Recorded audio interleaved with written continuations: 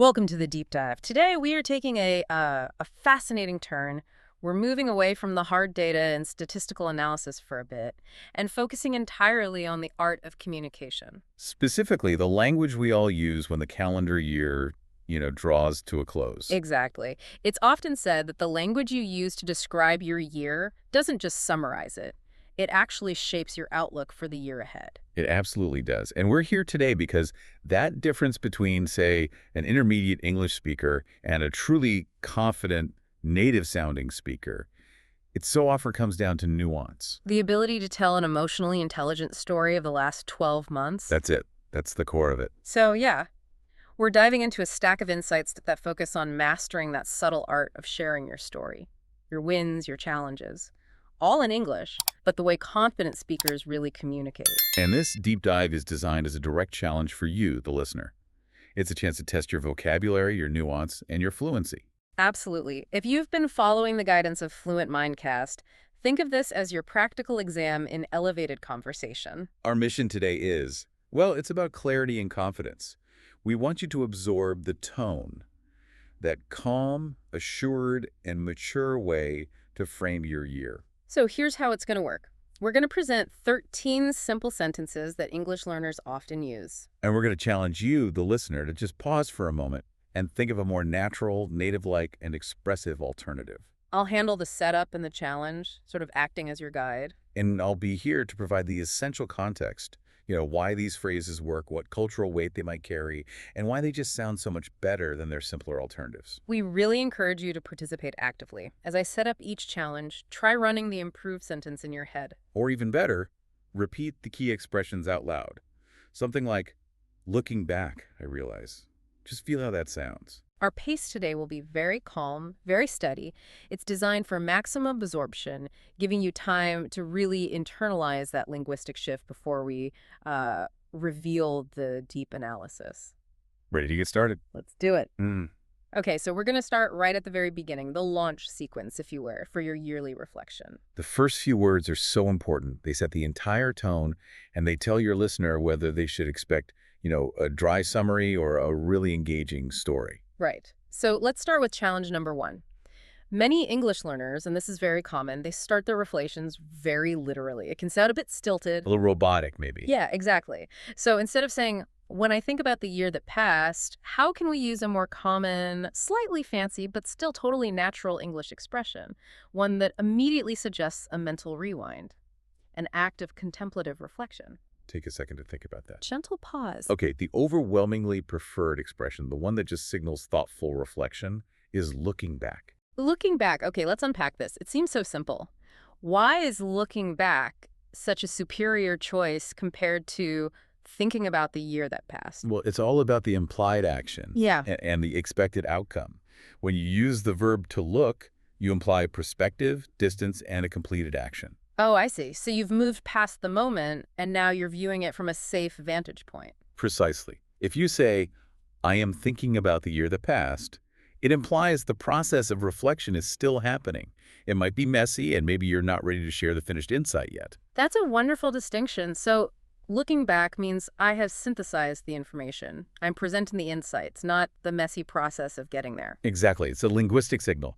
You're telling your listener you're transitioning from the present conversation to a structured, evaluated narrative of the past. It's almost a cinematic cue, Like a movie director saying flashback. Yes, that's a perfect analogy. And you see this phrase used universally from, casual conversations with friends to formal annual reports in a business setting. Looking back, the data shows. Or, looking back, I realized that mistake was actually necessary for my growth. It's incredibly versatile. I wonder, though, does the phrase looking back run the risk of becoming a cliche? I mean, given how common it is, are there any subtle variations people use if they want to sound even more refined? That's a great question. And yes, while looking back is the default standard, its power is in its immediate clarity. Everyone gets it instantly. But for a more formal setting. If you want to sound more formal or structured, you might hear phrases like, in reflecting on the past year. Okay, that sounds very professional. It is. Yeah. Or even upon review of the last 12 months. But those are much stiffer. They're usually reserved for written professional contexts, like an email to your boss or a report. So in a conversation, they might sound a bit out of place. A little too formal, yeah. In conversation, looking back delivers that reflective pause perfectly without sounding like you're reading from a script. It maintains that necessary gentle tone. So what does this all mean for you, our listener? It means choosing language that instantly cues the right mood. So I encourage you to try this. Repeat this key phrase out loud right now, emphasizing that reflective tone and the realization that follows it. Go ahead. Looking back, I realize, feel that little shift in gravity, that pause invites the listener right into the core of your story. Okay, but not every reflection can start with that sort of gentle contemplation. No, definitely not. Sometimes the year was just a mess. It was chaotic, unpredictable, full of ups and downs. We've all had those years. Absolutely. So if you want to describe this turbulence with an idiomatic, slightly funny, and kind of light atmosphere, what phrase could you use? We're looking for an alternative to the basic learner phrase, the year was very difficult and crazy. Think about an idiom that suggests you are actively moving through the chaos, not just standing still in it. Gentle pause. The common idiomatic phrase that just encapsulates all that turbulence and excitement while signaling that you survived is, "It was quite a ride." It was quite a ride. I love that. It implies movement and speed. I get why it's better than difficult and crazy, but can we analyze the social function of this phrase? Why do native speakers reach for this specific idiom when talking about turbulence? It's a really marvelous piece of linguistic psychology. First, it's an idiom, so it sounds instantly authentic, not like something you learn from a textbook. Right, it shows a deeper level of fluency. It does. Second, it relies on a shared cultural understanding. A ride implies a lack of control, sudden shifts, sometimes fear, but also that crucial element of forward momentum. You're going somewhere. So it's not a static state of difficulty. Exactly. You're using a metaphor from entertainment, like a roller coaster, to frame a difficult real-life experience. This use of mild humor and exaggeration, it prevents the reflection from becoming too heavy or overly pessimistic. So if I say, the year was difficult, I'm sort of dwelling on the static problem. But if I say, it was quite a ride, I'm celebrating the fact that I actually got through the experience. That's precisely it. It's an exercise in reframing. You're reframing difficulty as an experience, not a catastrophe. And we often pair this with what I call the humor of exaggeration. Okay, tell me more about that. So, if the year was turbulent, but you managed to gain new skills from it, you don't say, "I acquired a moderate amount of new knowledge." It's so dry. Right, it sounds like a computer speaking. Instead, you use an intentional exaggeration like, "I learned a ton." I learned a ton. I love that. It's so universally understood. Nobody actually believes you went and weighed the knowledge you gained. Of course not. But it signifies significant, meaningful growth in a really casual way. Absolutely. And this linguistic style, using exaggeration to signal impact and humor to soften the edges of difficulty, it's just core to an engaging reflection. It keeps things light, confident, and highly relatable. So the takeaway is, if you can transition from the year was difficult to something like, looking back, it was quite a ride, and honestly, I learned a ton, you have instantly elevated not just your fluency, but your whole narrative style. You've become a storyteller. Moving forward, this next section is perhaps the most important for showcasing maturity in your communication. It guides us through the vocabulary that reframes setbacks and mistakes as opportunities for growth. And maintaining optimism, even when you're discussing real pain points. That's the key. Okay, let's move to challenge number 3. When you faced a problem or a tough situation, and you want to talk about it professionally and maturely, without sounding, dramatic or pessimistic, what polite and constructive word do native speakers often substitute for those highly negative static words like terrible or hard? This is standard practice in professional communication, so think about it. Gentle pause. The preferred, constructive, and highly mature word is challenging. It's so simple, yet it's profound. Why is this linguistic shift so important, particularly in a professional or public setting? I mean, why can't I just say something was terrible? This is where we touch on a psychological principle called cognitive reframing. Terrible is a closed word.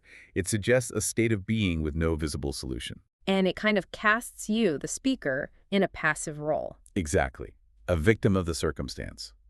Challenging, however, implies an active verb. It suggests a task that needs solving, a mountain that needs climbing. By using challenging, you acknowledge the difficulty while signaling that you are proactive, resilient, and focused on the outcome. That makes perfect sense. It transforms the difficulty from a failure into a mission. It says, yes, it was rough, but I was actively engaged in overcoming it. That's it. This one vocabulary choice demonstrates huge emotional intelligence because you are curating the message. You're controlling the narrative, making sure the listener focuses on your resilience rather than the depth of the initial problem. It's incredibly useful for mature reflection because it really shows growth and agency. Right. And building on that idea of active engagement, let's tackle challenge number 4. Okay. So, if a difficult experience forced you to try new things and develop new skills, which, let's be honest, means you probably felt stressed and uncomfortable, Almost always. what elegant, universally recognized phrase do people use instead of saying, I had to do things that made me stressed and uncomfortable? There's a classic one for this. Gentle pause. The classic phrasing that transforms stress into a necessary milestone for development is, it pushed me out of my comfort zone. That phrase has incredible staying power, doesn't it? It's just everywhere in career reviews and self-help literature. It has staying power precisely because it validates the stress. The source materials we analyzed show that this expression elevates the struggle. It makes it a productive event. Instead of complaining about being uncomfortable, you're framing that discomfort as a necessary payment for growth. But wait a minute. Doesn't pushed me out of my comfort zone risk becoming corporate jargon? If everyone uses it, does it start to lose its impact? That's a very perceptive challenge. And you're right, like any widely used metaphor, it flirts with being a cliché. So how do we keep it fresh? Well, it remains effective because its meaning is so immediate and powerful. But to refine it, you can make it more specific. Instead of just saying you were pushed, you could say, it forced me to stretch my capabilities. Ooh, I like that. Stretch my capability. Or, for a more technical context, I had to operate outside my usual parameters. But generally, in a quick conversational reflection, comfort zone is still the most efficient way to communicate that productive stress. So I think the key takeaway here is that both of these phrases, challenging and pushed me out of my comfort zone, they signal that you value growth over comfort. You're not running from difficulty. No, you're using the correct language to show you leveraged it. You turned it into something useful. Which leads us nicely into how to talk about actual mistakes. Yes. Now we move to how to discuss errors. This is where we explore what we call the reframing culture. It's almost a cultural hobby in English, where we immediately shift the focus from embarrassment to growth and forward momentum. This cultural habit is so crucial for avoiding that sense of shame that often comes with discussing failure. Okay, so here is challenge number 5. If you made an error or a major mistake, and you want to use a positive expression that focuses firmly on the future instead of just focusing on, I failed, what are 2 strong, constructive phrases we can use? Phrases that present this error as something you gained, not lost. Take a moment.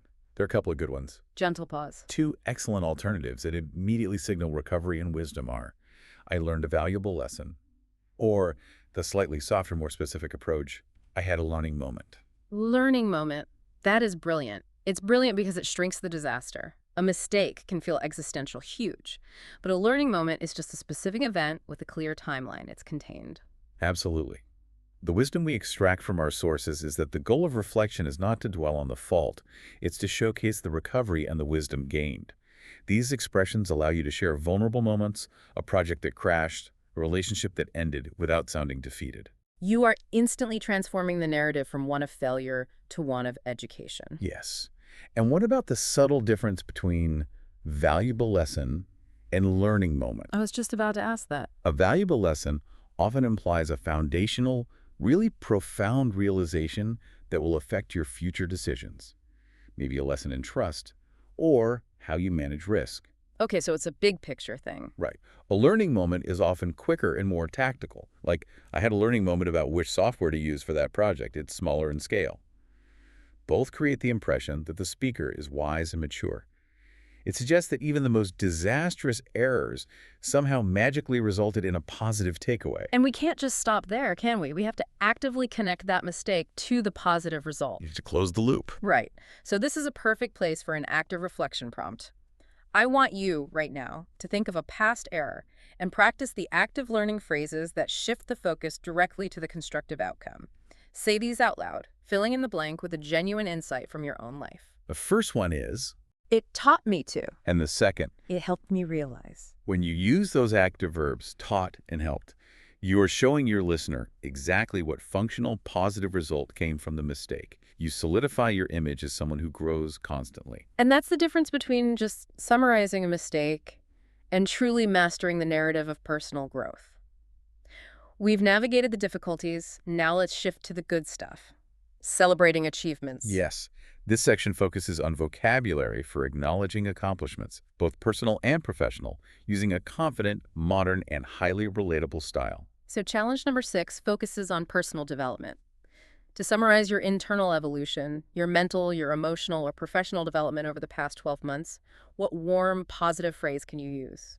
We need something better than the slightly sterile, I got better in many areas this year. We need a phrase that suggests a holistic, deep kind of change. Gentle pause. The simple, charming phrase that summarizes months of profound, subtle change is, I grew a lot this year. I love the simplicity of that. It implies a steady, consistent evolution. But why is grew a lot so much warmer than got better? Well, the verb to grow suggests an organic, natural, and sustained process. It often references the emotional or mental domain rather than just, acquiring a technical skill. Okay. Got better is very functional, and it often sounds comparative, like better than what? Better than I was before, better than someone else. Exactly. But I grew a lot is a standalone statement of internal development. It sounds incredibly authentic and humble at the same time. It suggests a depth of character that values months of learning and internal victories. So that's the soft language of growth. It is. Now let's go a little more modern and energetic. Perfect. Challenge number 7. This one is inspired by video games and the digital lexicon. What is the modern, playful expression used to show you have achieved significant personal progress or gained a new defining skill? This one is fun. Gentle pause. The instantly relatable phrase drawn from our modern technological narrative is, I leveled up. I leveled up. That immediately taps into the fun of mastery, doesn't it? It turns the year into an engaging quest. It makes the abstract idea of personal improvement feel measurable and concrete. That's the brilliance of the metaphor. It instantly adds a playful, modern tone to the reflection, framing you as the main character collecting achievements. Whether you mastered a difficult software program, or you achieved fluency in a language, or you simply managed to stick to a new routine for 6 months. Which is a huge achievement. A huge one. Saying you leveled up turns the moment into a mini, shareable celebration of progress. And what's interesting is how easily you can combine the two, the soft and the hard language. You could say, looking back, I grew a lot this year, and I feel like in terms of public speaking, I really leveled up. Yes. That gives you reflection layers. It showcases your ability to communicate on multiple registers, the warm, internal reflection, and the fun, measurable achievement. Using this vocabulary makes your reflections sound current, confident, and deeply human. Which leads us into a key cultural concept. Yes, the small win mindset. The expression, celebrate the small wins, is incredibly popular because it democratizes success. It makes momentum feel achievable. And it ensures you don't save all your celebration only for massive, life-altering events. The insight here is so crucial. If you only wait for your Everest moment, you spend the whole year feeling like you haven't accomplished anything. Right. Recognizing small wins like finally clearing your email backlog or sticking to a gym routine, it keeps your energy and motivation up. So let's use this confident mindset for challenge number 8. When you complete a difficult task, big or small, and you want to use an exaggerated, energetic, and fun phrase to celebrate that success, what strong verb phrase can you use instead of the dry, formal, I successfully finished the project? We're looking for pure, unadulterated confidence here. Gentle pause. The confident, high-energy expression that transforms a task into a triumph is, I crushed it. I crushed it. I hear that in professional context surprisingly often, usually after a successful presentation or a tough negotiation. Yeah. It's got this highly infectious energy. It does. And this exaggerated style, sometimes called hyperbole, it transforms tiny victories into meaningful and energizing moments. It's important to understand where it fits, though. Right. Context is key. I crushed it. It's great for internal team communication, a casual conversation, a social media post, but maybe not for the opening line of a formal performance review with your CEO. Good point. It instantly brings a high sense of competence to everyday achievements, but you have to know your audience. Speaking of performance reviews, let's pivot that energy into the professional realm. We need competence without the aggressive swagger of, I crushed it. So how do we discuss professional wins while adhering to those unwritten rules against outright bragging? The language here is very carefully calibrated. We have to sound polished and outcome-focused. Instead of listing your duties, you list your contributions and your results. So you use concise, objective phrases. Exactly. Like, I delivered great results. This is outcome-focused and measurable. It avoids personal interpretation. Another one is, I met my goals. This implies professionalism, planning, and successful execution against clear expectations. And what about when you're part of a team? Critically, you would say, I contributed to important projects. This one is so powerful because it signals you were a team player while still highlighting your individual impact. It allows you to speak with calm confidence. I think the most interesting technique we noted in the sources is what you called the softening of workplace wins. It's using the word wins as a countable noun, pluralizing it. Yes, you often hear people say things like, one of my wins this quarter was improving team communication. Or, my biggest win was streamlining the reporting process. This is a brilliant linguistic choice. Think about it. Why use wins instead of major accomplishments or achievements? Because wins feels approachable, almost colloquial. It softens the tone and makes achievements sound like progress points rather than these monumental solitary struggles. And that signals emotional intelligence and a collaborative spirit. It suggests you view your success through a lens of contribution. It makes the professional reflection feel like a narrative of contribution rather than just a boast. It professionalizes and softens the achievement at the same time. It's really smart. It is. So let's put this softening technique into immediate practice. I encourage you right now to practice stating a professional achievement using this constructive language. One of my wins this year was... Fill that blank, say it out loud, and feel how that structure instantly elevates the complexity of your reflection. Okay, so structure is absolutely key to memory. This section focuses on making your reflection memorable by turning simple facts into engaging narratives. And ending with sincere, simple expressions of gratitude. You can't forget gratitude. Storytelling, or structuring your reflection with a narrative arc, is what converts boring bullet points into a captivating conversation. This brings us to challenge number 9. Instead of just saying, I had a good year, which is fine, but a bit flat. Right. What cinematic phrase can you use as a narrative hook, a classic opening, to instantly grab attention, create anticipation, and invite the listener into your story? Think like a movie trailer. Gentle pause. The classic opening hook, which immediately transforms a static summary into an exciting journey, is, at the beginning of the year, I never imagined I would. That is fantastic. That phrase creates a gap, a dramatic tension that the listener's brain automatically wants to fill. It implies a massive, unexpected change. It does. It positions you as someone who underwent significant, successful change. This structure turns your final achievement, say, mastering English, into the resolution of a story, rather than just a fact you're stating. It makes the win feel like a journey, where you had to overcome initial doubts or hurdles. Right. This narrative approach ensures your wins become more than just facts.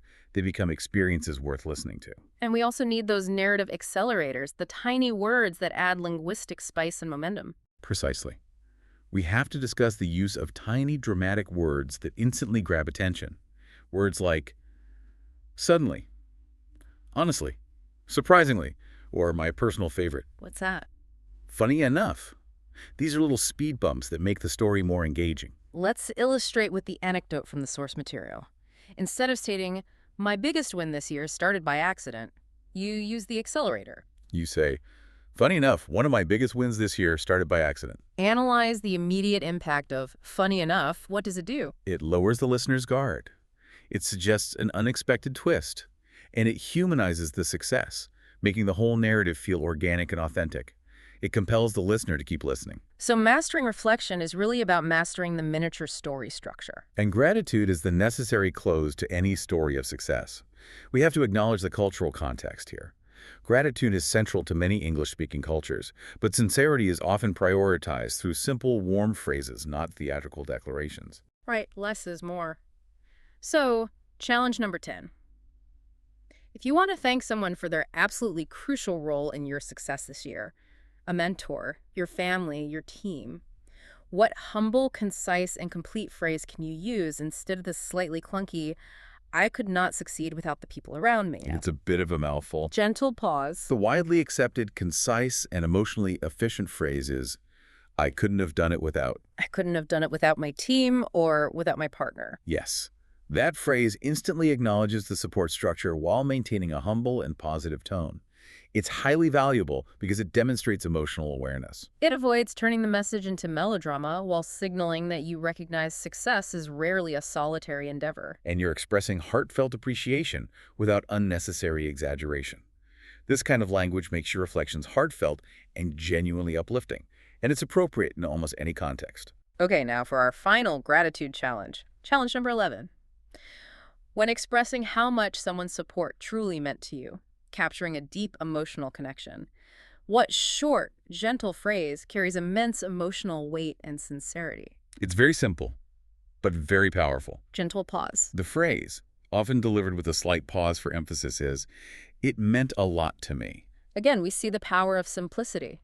Why does this simple declaration, "it meant a lot," resonate so deeply compared to saying, "I deeply cherish the immense impact you had on my journey"? Because sincerity is often undermined by complexity. Simple, warm expressions convey depth without overwhelming the listener. The key here is the delivery. It needs to sound genuine. And we can pair this with other warm expressions. Of course. Things like, "I'm grateful for the support I had this year," or focusing on a shared experience. "I really appreciate the people who are part of my journey." These phrases confirm you're not just listing achievements, you're appreciating the process and the people who shared it with you. We've closed the chapter on the past with elegance and gratitude. Now we have to focus on the future. The conclusion of a good reflection should be about momentum, not finality. Yes. As the year closes, the English language naturally shifts to future-focused expressions. This maintains a fresh, motivated, and forward-looking tone. It ensures the reflection becomes a springboard, not just a summary. So here is challenge number 12. If you're determined to use your current success and momentum as a stable foundation for the next year, what concise and professional phrase can you use? We're trying to replace the literal and slightly uninspired, "Next year, I want to continue doing what I did well." We need a phrase that suggests strategic forward momentum. Gentle pause. The preferred strategic phrases are, "I want to build on what I achieved," or, for something a little more ambitious, "Next year, I'm aiming higher." Building on what I achieved uses the perfect metaphor. It confirms the past year's success wasn't the destination, but the structural foundation for the future. It speaks to strategic, measured growth. This is so crucial in professional environments. English, especially in a business context, values determination delivered with calm confidence. You're focusing on clear intention rather than making wild, unachievable promises. So when you say, "I want to build on," you're demonstrating a strategic, thoughtful approach to continuous improvement. Exactly. And we should also reiterate some key, simple phrases that project pure optimism and excitement. Yes, to keep the motivation high. You can maintain motivation with phrases that look forward without being overly specific about the how. You can use, "I'm excited for what's coming next," and "I'm ready for new challenges." Using this future-oriented language makes your reflections feel complete. You close the door on the past gently and step into the next year with clarity and renewed purpose. But there's one more thing, the final touch. Ah, yes. For our final touch, we need a memorable exit. The relatability factor is crucial. Ending with self-aware humor makes reflections human and connectable, and it avoids any lingering sense of self-importance. It's a great way to end. So here is our final vocabulary challenge. Challenge number 13.